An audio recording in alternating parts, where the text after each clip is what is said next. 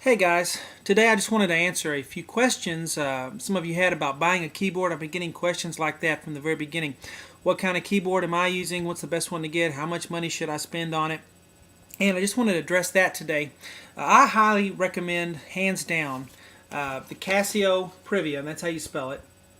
Casio and then Privia, Privia, and you can Google that or look it up and do some research on that. But there are several different keyboards or digital pianos that they offer, and the one I play on it was about $500 about 5 years ago, and it's a great digital piano. The thing is, the technology has gotten so good now that you used to pay thousands of dollars years ago for a digital piano, which all that means is it's not like a keyboard like an organ where you press it down, the keys are real easy to press down like a keyboard or synthesizer. It is has the feel of a real piano, has the weight, on the action when you press the key down. And I really recommend a digital piano over a keyboard for several reasons that we'll get to in a minute. But I just like the Casio Privia, and they're not paying me for an endorsement or anything.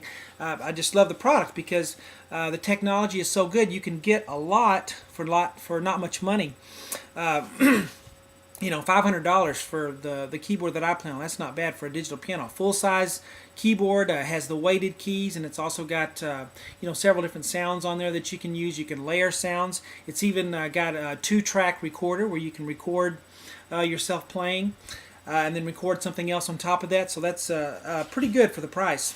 And the reason I would recommend a digital piano over a keyboard, and again, the difference is a keyboard's going to have that light touch like an organ, and a digital piano is going to have the weighted keys, is because it's a lot easier to go from a piano type or a digital piano to a keyboard than it is to go from a keyboard to a piano. It's kind of like if you're used to bench pressing 200 pounds and then you go to 150 pounds, it's no problem. But if you're used to bench pressing 150 and then you go to 200, there is a problem there. It just works your fingers a little more, and there's more of a feel to it, when you have that piano-like touch to it. And I really recommend that. Then if you want to have a keyboard with it as well, nothing wrong with that. But so that's the first thing you have to decide is what you want. That's the first thing I would think about, is whether you want a keyboard or digital piano. If you're just a keyboardist, and you like keyboards and you like the touch of that, so just go for that. That's no problem with that. Second one is size. You're going to be very frustrated if you buy a 5-octave keyboard and you're wanting to play piano stuff on there.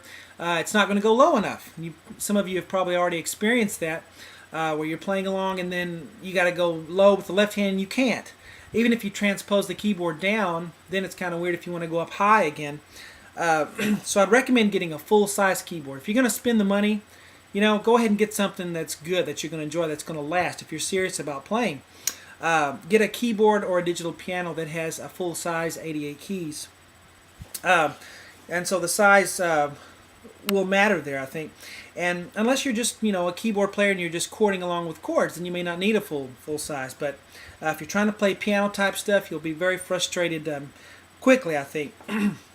And the third thing is the bells and whistles that are on a keyboard. A lot of keyboards will have, and digital pianos too now, will have what's it called, a sequencer, where you can lay tracks and then you can lay another track on top of that and play the tracks together and go in and edit and all that. Most people don't need that. So if you're buying a keyboard, you don't, and you're just wanting to play piano stuff, basic stuff, then I wouldn't spend the extra money to get all those bells and whistles, all the extra, demo songs on there. Who listens to those? Nobody does. I don't think. They just put them on there because the software is cheap to put on, and it makes it seem like there's a lot more on the keyboard.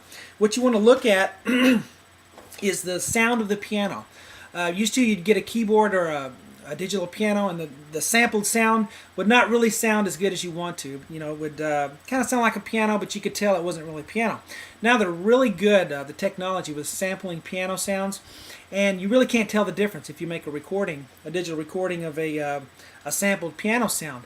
So you can get a lot for a little money. Like I said, mine was $500 a few years ago, and you can spend a little more and get a little more stuff on it. But definitely I'd go for the piano feel of the digital piano than the keyboard.